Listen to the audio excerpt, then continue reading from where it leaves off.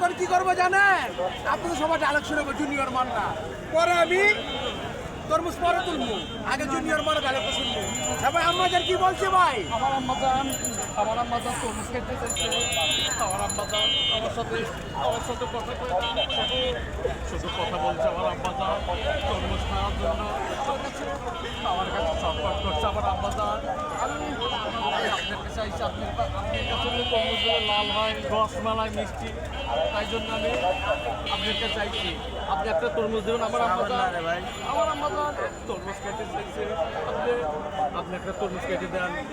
ঠিক আছে মাশাআল্লাহ আমাদের জুনিয়র মান্না ভাই।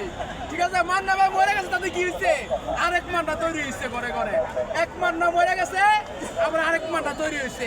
এই জুনিয়র মান্না মারা যাইব, ফিরে আরেক মান্না তৈরি হইব। বুঝছেন না ভাই?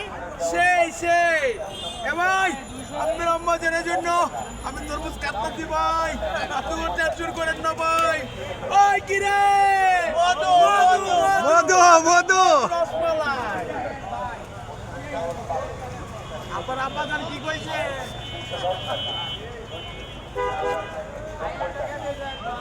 ওই কি রে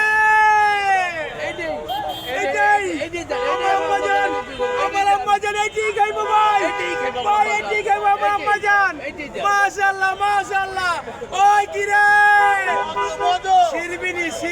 শিরবিনি মধু।